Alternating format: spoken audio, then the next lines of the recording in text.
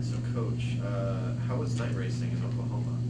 You know, we had a whirlwind trip to Oklahoma City.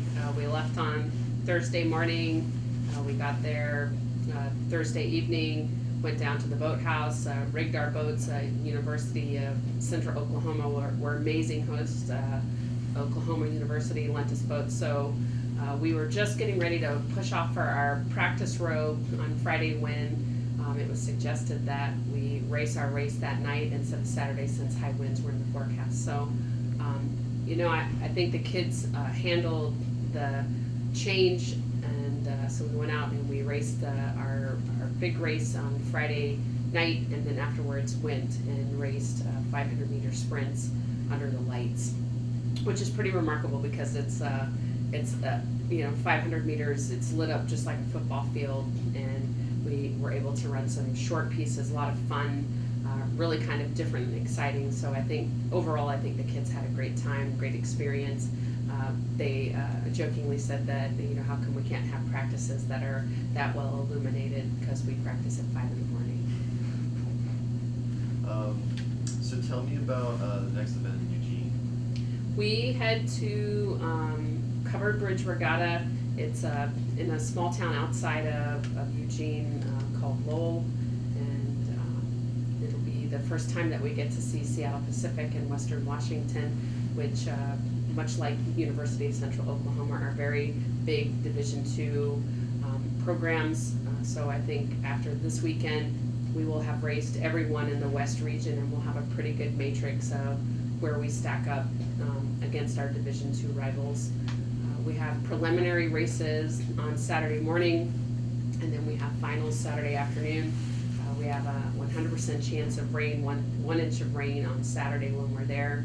So we're just trying to figure out how to deal with that, because there's really no place to take cover. So we're getting all of our little ready-ups together to create a tent city while we're there. But I think the student athletes are really excited. It's very late in the season. After we race, then 2 weeks later we go to championships, and not a lot of time to make any sweeping changes. We raced UC San Diego first regatta of the year in early March, and they were approximately 10 seconds ahead of us.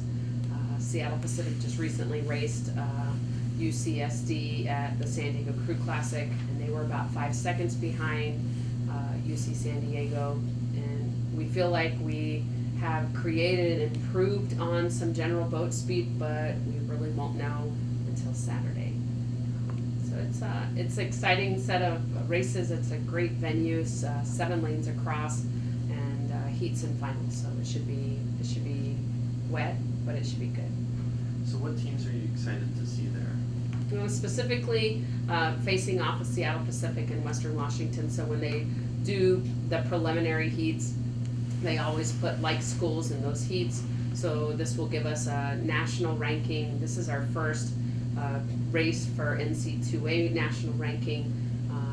It'll be fairly easy to see how we stack up in the West. And right now, I think we have probably the fastest 5 programs in the United States. Probably the top 4 are coming out of the West right now.